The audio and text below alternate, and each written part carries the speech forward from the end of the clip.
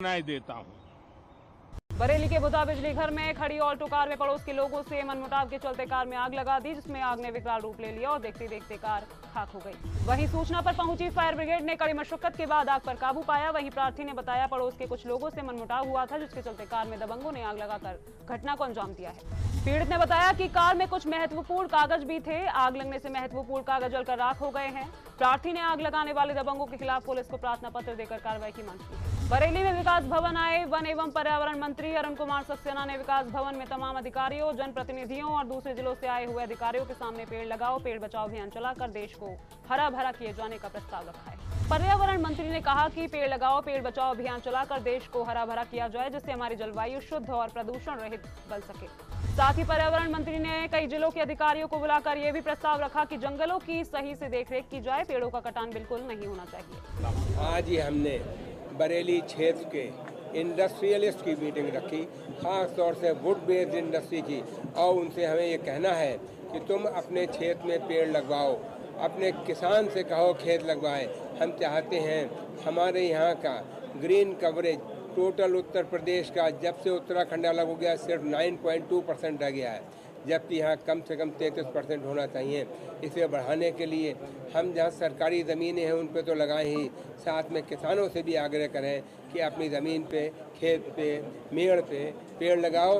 किसान को पेड़ तभी लगाएगा जब उसकी लकड़ी से उसकी आमदनी हो, तो हम उसका किसान का सहयोग करेंगे, उसकी आमदनी बढ़ाएंगे।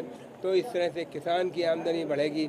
टिम्बर लगाए, फल के पेड़ लगाए और कोई पेड़ लगाए ताकि उसकी आमदनी बढ़े। इसी के लिए हमने आज इंडस्ट्रियलिस्ट को बुलाया, उनसे आग्रह किया है ख़ास तौर से प्लाईवुड इंडस्ट्री से या अन्य वुड बेस्ड इंडस्ट्री से कि आप अपने गांव, अपने क्षेत्र के पास के 3-4 गांवों को लें और किसानों से पेड़ लगाने के लिए प्रोत्साहित करें। उनको वो टिम्बर बताएं जिसकी आपको ज़रूरत पड़ती है, ताकि आपको रॉ मटेरियल मिलेगा और किसान को उसका पैसा मिलेगा। इसके साथ ही साथ किसान को कार्बन सिक्वेस्ट्रेशन का भी पैसा मिलेगा। और वो बरेली के मंडल का सर्वे हो गया है।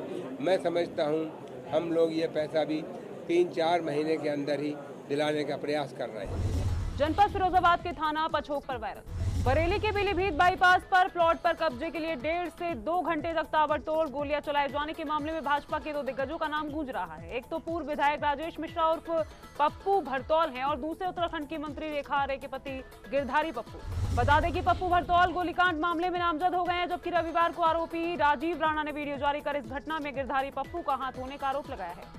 दोनों दिग्गजों के इस मामले में आमने सामने होने की वजह से पुलिस अफसरों के लिए यह बड़ी चुनौती मानी जा रही है। मुख्य आरोपी राजीव राणा को पूर्व विधायक पप्पू भरतौल का आदमी बताया जा रहा है। इसी आधार पर पप्पू भरतौल को भी केस में नामजद किया गया है।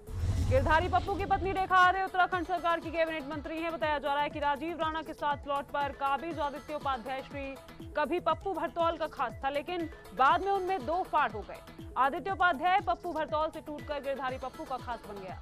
पूर्व भाजपा विधायक राजेश मिश्रा उर्फ पप्पू भरतौल ने रविवार को सोशल मीडिया पर एक वीडियो जारी किया, जिसमें वह उज्जैन जंक्शन के बाहर दिख रहे हैं। वीडियो में वह कह रहे हैं कि बाबा महाकाल के दर्शन करने आए हैं, उनका इस घटना से कोई लेना देना नहीं है। आगे पप्पू भरतौल ने कहा कि साजिश के तहत उनका नाम एफआईआर में लिखाया गया है, जबकि शुक्रवार शाम ही वह बरेली से वृंदावन चले आए थे और वृंदावन से उज्जैन पहुंचे।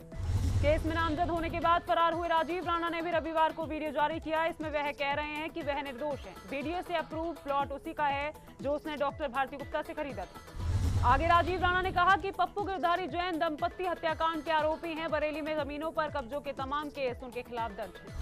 एसएसपी घुले सुशील चंद्रभान ने बताया कि अब तक 10 आरोपियों को गिरफ्तार कर लिया गया है। 3 का पुलिस अभिरक्षा में इलाज कराया जा रहा है और मामले की विवेचना चल रही है। जो भी दोषी होगा उन पर कार्रवाई की जाएगी। बरेली में गोलीकांड के मामले को लेकर शासन प्रशासन हुआ सख्त। बवालियों की हो सकती है संपत्ति कुर्क, आरोपियों की संपत्तियों पर चिन्हांकन शुरू। एसएसपी के आदेश पर खुफिया एजेंसियां कर रही हैं आरोपियों की तलाश। 18 आरोपियों की हो चुकी है गिरफ्तारी। कासगंज पुलिस अधीक्षक के निर्देशन में चेकिंग अभियान